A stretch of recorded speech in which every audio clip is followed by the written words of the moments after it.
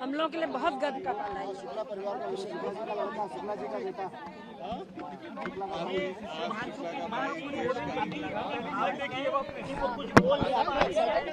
अच्छा लग रहा है आपको, तो यही देखने के लिए वेट कर रहे हैं। शायद आपसे मुलाकात, बस अब मिलने की मुलाकात है, अभी तक जो है आने की वो थी, अब मिलने की अपेक्षा है। बस जितनी जल्दी मिलेंगे उतनी जल्दी मिलेंगे हमसे। जब वो आ रहे थे, लैंड हो रहे थे, उस टाइम में काफी प्रार्थना कर रहे थे मन ही मन में, क्या कुछ? ये तो अब ईश्वर से प्रार्थना करते हैं कि वही सब कुछ ले आवे, यही हमारे लिए बड़ी। ये देखो शुभांशु के पिताजी से तुम्हारे साथ है सर, जिस तरीके से हाथों में तिरंगा झंडा और गर्व का छड़ा। Parents there, Kabir. Their son, historically, the only ever second Indian to go into space, and he came back very, very successfully, conducting those many researchers, carrying tons of payload back with him to India. His parents are celebrating, his teachers are celebrating in Lucknow. We also have celebrations on in Nehru Planetarium in Bengaluru, where kids very excitedly, perhaps looking at their role model, coming out of that dragon. And with that, I think it not only completes, it's a 360 degrees to the Axiom mission, but also I believe a starting of what is to come by the way of more research, more evidence as to what all is possible on space, and how India's Gaganyatris will be able to get the right sort of help, mentorship with what Shubhanshu Shukla brings on board. I got a little teary-eyed just by looking at those celebrations as well. We're going to play those visuals out again. That's Shubhanshu Shukla wearing the tricolor proudly, on his shoulder as part of that spacesuit. The family members, I wouldn't be able to speak to the media at this point in time, at this juncture.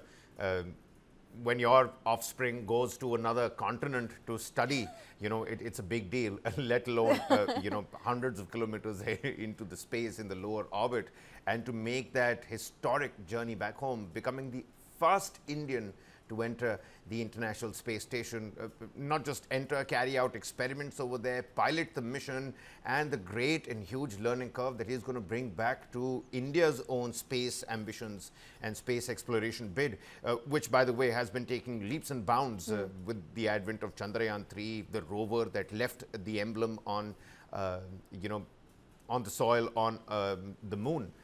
And soon, shortly, we're going to have the Gaganyaan mission as well. Ramashish Ray continues to be with us on the broadcast here. Mr. Ray, what went through your mind when you heard the parents speak? They're saying, "Bahut hi garv ka pal hai." You can't disagree with that as well. And you said that he's a rock star. Do we have the actor for Rakesh Sharma's biopic now? And I heard somebody saying he's about 133 years old in wisdom. That's his own crew member. That's his own crew member. He does calculations so fast. He must be 130 years old. That's the wisdom that he's bringing to that space mission. Well, there are a few things. Am I audible? Yep. Yes, you are. Yeah. So, few things. Definitely a rock star for many youngsters, and you know the reason. I mean, today, besides being a mathematician, pilot, he's interacted with the media so well, with the prime minister, with all the special occasions on YouTube, which we have been watching, which he did. Now, coming back to, actually, there was a question which you had raised about stem cell research, etc. Why is it important? See, if you see, the machines have become reusable, which means they're lesser cost, we can do it faster, but the human body has its limitations. And stem cell research has that kind of, say, spark possible, where it could lead us to being able to repair, to create organs. And it's not just about human longevity on Earth, but think about space. I mean, it's not that there is a nearby aims I can check in and solve all my problems. So if we have to be spacefarers for longer missions, for being staying in Mars or Moon, which is some of the things which we are all imagining or dreaming of, we need to be able to solve this problem of the frailty of the human, body. It's extremely adaptable. We are doing some amazing things, but one silver lining is stem cell research, and I think that's some things which they tested also in space. Very, very starting bits of the research, but I'm sure with continued focus on that, Hey, like Mr. Ray, human being, were you like mankind has found were answers, you I think we will following find the answers science to this briefings? also. Were you following the science briefings that were being carried out I from? couldn't all of them. Sorry, I've been busy with running shows myself, but not all of them, sir. Um, uh, uh, was there any sort of development that came through the yoga aspect? Because for the first time, it wasn't about only establishing our soft power, because that's clearly established all across the world, but to carry out a scientific experiment by doing yoga in microgravity. Any any sort of development on that front Yeah, about how yeah, that experiment went on and what really happened? yeah. Yeah, so the reading notes which I took. So one of the things was being looked at is the aspect of the mind in that. So breathing and the mental stamina, slowing down certain parts of the, it's already proven. But what was he did was in space trying to show that even in that situation, you are able to do certain breathing exercises, being able to calm the mind, as well as sensors which are picking up all the bodily signals of how the body is behaving in that current situation. Now, I think the sad part, or I think it's only now that the world is kind of slowly embracing some of the things which we had. I think I spoke to you earlier about how we focused on temple architecture in one of our Yep. programs, and Yep. so similarly yoga, it's a lot of versions have come out, hot yoga, steam yoga, etc., but its impact on the human mind and its ability to being able to calm down the nerves, being able to then solve certain problems inherent, is something which is still coming out. So it's not a scientific paper in that sense which is published, but I would hope that these now come out and get published and get recognized by the peers. That will be great, Well, and it will give a Mr. Ray, big Los fillip. Angeles has Yeah. been taken over with goat yoga, baby sheep yoga, and Yes. puppy yoga, and God knows how many kinds of yoga. I think it's a fair amount of time before puppy yoga makes its way on the International Space Station. But at this point in time, let's talk about Peggy Whitson as well, the legend mission lead, somebody who's a veteran. And when it comes to Axiom's own, frequent flyer, she's right there up on top. She's taken, trips on the same capsule about 2 times. She's flown with Axiom about 3 times, if I'm not wrong. I could be wrong here. But the amount of times she's visited the International Space Station, there couldn't be a better lead than Peggy Whitson to carry out these experimentations and make sure that these new faces, including Shubhanshu Shukla, feel comfortable, feel welcomed on the International Space Station. There's a lot of experience that she brings to this crew as well. Yes, and I think she's spent almost 2 years in space cumulatively. I think just imagine. I mean, there are 2 years. I think something like 690 days or something. And the other thing which is astonishing, she's what we think. I mean, we keep retirement age in India or many places in the world at 58 or 60, right? She's 65, and this lady is leading the mission, and I mean the kind of harbinger. She retired from astronaut from NASA quite some time back, I think 2017 18. But look at her love for space, and she's soldiered on. She's not let age come in the in between. She's found a new mission to be able to bring this private partnership with NASA, and her, of course, experience and long term network in NASA helps. It helps Axiom, it helps obviously NASA itself to find a new leaf. So if I kind of start to read, and I was thinking, if it's like a who's who of the missions which she has taken, and right from a Soyuz T1 in the early days to now, 2 years in space is significant.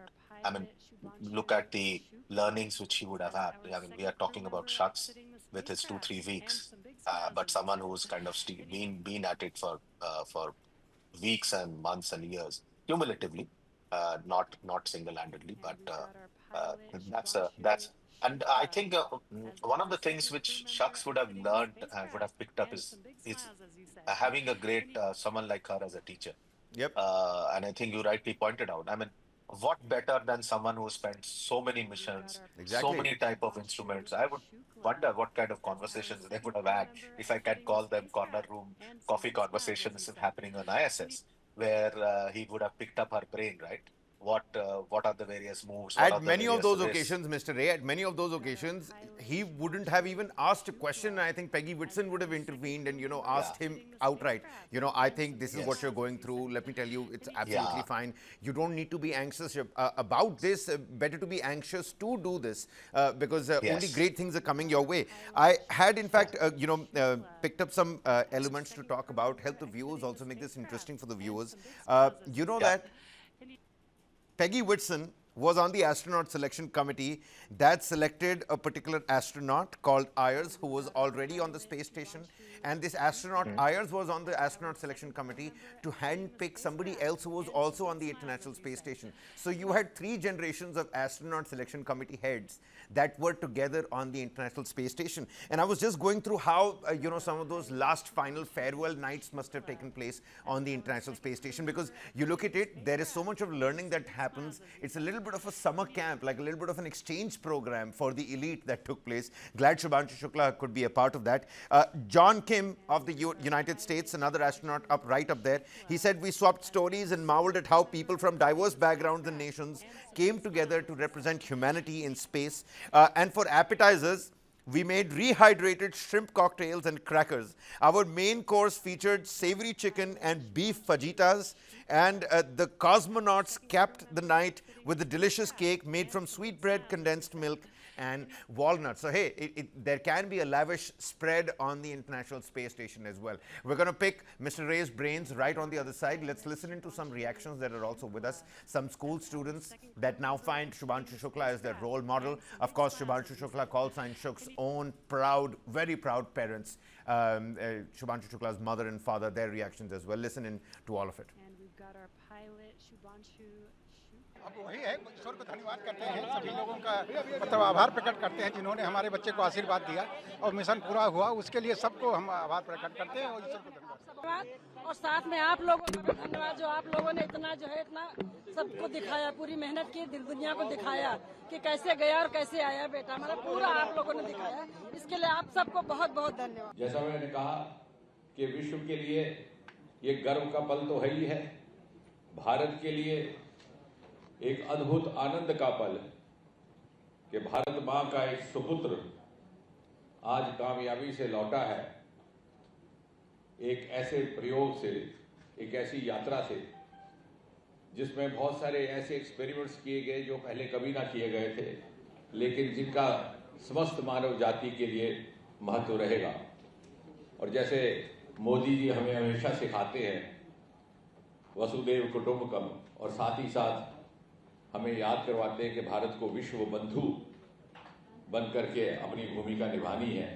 आज वास्तव में विश्व बंधु के रूप में शुभांशु ने हमारी तर्जुमानी करते हुए वो काम वहाँ अंजाम दिया है, और ये कह सकते हैं कि अंतरिक्ष में एक स्थायी स्थान भारत को आज स्थापित करने का अवसर भी रहा, सफलता भी रही। Also, Mr. Ray, there can be a lavish spread on the International Space Station now. Can there be not? Rehydrated shrimp cocktails, you had savory chicken, beef fajitas, you had condensed milk and walnuts with, bread for your dessert. I mean, sounds like a tasty bit. When I was growing up, I was told you had small little capsules to take up into space for your micronutrients and whatnot. It's not easy to digest and ingest food in your stomach up in space, but these guys have it quite great. Yeah, and look at it this way. This is the ingenuity, right, of this team. It's just see how they have captured the imagination. Rehydrated shrimp, which is not something which maybe some of them, what we are saying is a dried can of shrimp and they have put some water in it and basically is rehydrated. But it is the way whatever the circumstances, and there's something to learn there. Whatever the circumstances, you see the resources you have, and it's all in the mind. You use that to be positive, and you have your party. It's not that, oh, you're sitting at your evening and in spite of everything, comfortably in your home in Gurgaon or Delhi or Bangalore, and having a large spread, and then still saying, oh, there is something missing. So I think that's the human element, that's the camaraderie, that's the ability to look at the positive side, come up with some fun which they can have over there, and that's brilliant teamwork. To see that happening within the short period which they all came together, they are real global citizens who don't see barriers. And I think, as the minister sir was saying, therefore it's a way. I think Shak's the way he's done. He made the whole world also his own. Like it teaches us, Vasudhaiva Kutumbakam, the whole world is one. So if you see from space, when you see the Earth, I think I mentioned this. This is Carl Sagan's famous quote, and the fact that all the kings, all the queens, and all the wars, and all the fun and the tribulations all happen in that one planet. And this cross-country, cross-world partnership, and Shucks along with them. This scenes, the party scenes which they did, the explanations which they do, is a great green big flag which they are flying for humanity and the course of humanity in the future. No, that's very well put, Mr. Ray. But, we're going to be doing a little bit of disservice if we were to say that there's not, even the slightest of politics that is involved in space exploration and, global hegemony as to who's the best spacefarer and who's got the best capabilities. There is a slight bit of politics that's also involved over there. Of course, these astronauts, they look beyond borders, they look beyond identities and, caste and creed, but a little bit of politics does sort of trickle down and, just enters, it has entered the space station as well, because I was listening and looking at all the ham radio contacts. Now there is a number of how many nations have been ham contacted throughout the years. Then Shubhanshu Shukla has put India on the map once again by making 2 separate ham radio contacts. The same was done by the astronauts from Poland and Hungary as well. Peggy Whitson, I think she's done and board with the ham radio, but not so much for the other 3 crew members of Axiom 4. So when you're talking about the political race that is parallelly running with our space exploration bid, it's great to see collaborations with ESA, with NASA, but to do it all by yourself, to put our own rover on the dark side of the moon with the emblem on its trail, and now that emblem quite proudly, imprinted on the soil of the moon. I mean, there's a little different sense of pride that just comes across. So there's a little bit of politics at play as well. And India has now rightfully made its space. It's announced its entry, at least, onto the actual and serious elite space exploration. Am I wrong here? You are not at all wrong. It's not a club which allows free entry. Let's face it, the race for resources on Earth is well known. The race for resources on Moon has started. The race for asteroid mining has started. And if you are strong, on the other hand, as I had said, if you are strong, the others will collaborate.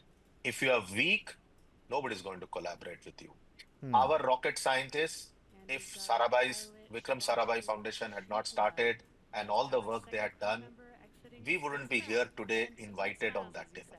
That's the reality. So, see, the thing is, astronauts as a community, when they are there, or pilots, they are not involved in this part. They are there to do their job. They, like a good soldier, they are doing their part. But behind the scenes, would he have been in the ISS? Would he have been invited if India did not have that heft, that knowledge? That's exactly what I was trying to put forth. Work. Yeah, India has done some pioneering work. I mean, finding water on the moon was our mission. So we can't be taken lightly anymore. Does it mean that all's done? Not at all. And I हाँ, उन्होंने बच्चे को आशीर्वाद दिया और हमें बधाई दी कि बच्चे ने कि मतलब जो है तो आपके बच्चे ने जो है कमाल कर दिया, बच्चा जो है आपका जो है मिशन सफलतापूर्वक पूरा हो, इसके लिए बधाई दी उन्होंने और हम जो है कि बहुत खुश हैं उसके लिए। Well, it seems like the Prime Minister, some important dignitary spoke with the parents of Shubhanshu Shukla. Could have been the Prime Minister. We're going to confirm that up very quickly. But Mr. Ray, please complete your thoughts. You were talking about the heft that India brings to the table now. And you're absolutely right. Without that heft and that show of power and strength and how we've told the world that we do it better and cheaper than the rest of the world, I think people wouldn't have taken India seriously. So due credit to our forefathers, our scientific forefront forefathers, you know, the Homi Bhabas and, you know, the Sarabhais. You're absolutely right. You've hit the nail on the head at that particular point, Mr. Ray.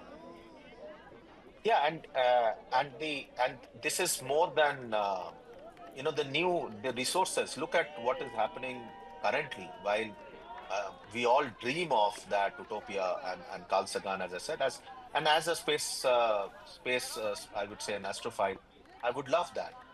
On the other hand, the practicality is that Earth is running out of resources. Look at already the politics which is going on, not allowing certain minerals required to be shipped across various borders, including some neighbors which we have. So denying even electric EV vehicle production, which can actually reduce pollution on Earth. Now, what do you do about these critical minerals? What do you do about the resources which are? And if India is not on that table with its large population, with its young population, which needs energy, which needs further resources to be able to continue to play a part. A lot of the advanced nations have already taken most of these resources. We know that. We were late to the party because we were under occupation. Now that we are on that party, we have a growing young population to feed, to clothe, to provide all the resources, and space is one place which we are looking for. And that's where we have very smartly, why I'm saying this, because we had a heft on the table, we were able to navigate that and do these partnerships where Shubhanshu could go on this module. He was, and India spent a good amount of money, but it's not just, it's a money which will get that ticket, right? We had to show our technical expertise, what we can bring to the table, what's the kind of research which we can do, and that's where our foremost institutions came up front and came, I would say, flying high. So tomorrow, if there is mining on the moon, I'm sure with our missions landed, we have a place. Tomorrow, there may not be a time far away where there is asteroid mining, and I think that's where we will soon go. But the next step is having enough astronauts who are well trained in space, who do those journeys, and that's why Gaganyaan is so very critical. And Shaks is the starting point for that. And Shaks has also been the starting point for Mr. Ray for the Bharat Antriksh space station as well, our very own Indian space station up there. I was just thinking to myself, the International Space Station seems to be a collaborative effort. It's a big vessel, and rightly so, because it houses so many of these nations and their astronauts respectively. But when you talk about our own Bharat Antriksh space station, how will that be carried out? How big will that be? Do we have the wherewithal to send so many astronauts up there? The cycle of astronauts that are going to be positioned there, who's going to be here on the ground here? Because this mission as well was being managed from California with Axiom, with Houston and NASA coming into the picture as well. I mean, it's a collaborative effort. So much goes on in. So within our future, and I'm itching to ask you this question, Mr. Ray, within our future, you can, of course, extend your answer to all the cool things that might happen as well. Maybe, you know, we have proper tourism experiences in space as well within our future. But realistically, is the Bharat Antriksh space station going to be a reality within our future? Yeah, so Kabir, you're making me do future thinking, and I always love interacting with you because of that. See, it has to be a reality if we have to be serious about our space in space, pun intended. Okay, so the reason is, see, if you talk of ISS itself, it's on its last legs. It's going through a lot of repairs, and increasingly the cost of repairs are going up. It's an old house which is bringing leaks over and above, and I think it's done a brilliant job. We know that our neighbor is already eyeing such a platform. And tomorrow, while you reach out to mine the asteroids and the space and the Mars, one of critical functions will be how many eyes you have of yours and what of your own satellites, and how do you protect them. So there is a dual use to that which will emerge. Now, the way I see it is, you could have collaborations along the platform. Even if you see here, there are various modules, the Russian module or the Axiom module. So what you need is the platform to be there. And if the platform, our knowledge of the platforms, working with partners in ESA as NASA or Axiom, is we could lead that platform work, whereas we could have these pods coming in, which are from various other platforms. So the critical bit would be that will get us of course, revenue from them. Secondly, ensure that there is cross learning, and when needed be, we could use the full all the pods itself. So as a start, I think we have to look at the base platform, which is what the mission is looking at, rather than all the pods, and it's an exclusive platform. But yes, we would have various other modules which could dock into it, which is what the current collaboration is. I hope whether we could, I think it's imperative. There is no other way out, because with so many satellites in space, the defense angle coming in, our eyes required on the ground. We have seen recently how warfare is changing. We would need our station which can defend itself, and which has an ability to stay afloat. So I hope the world doesn't ever go there, which is the other side of spacefaring. That is Right. one dimension which we have not led to war or anything like that. But we need to be prepared. Well, my apologies, Mr. Ray, for putting you on the spot, but I love to have these conversations with you where we're talking about the future as well.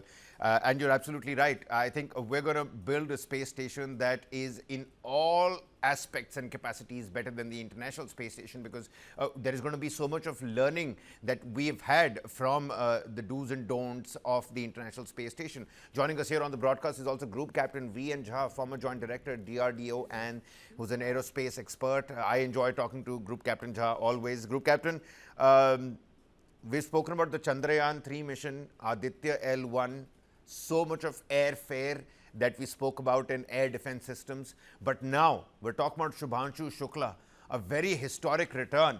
What went through your mind? I'm 100% sure you were glued to your screens as well when you saw him delicately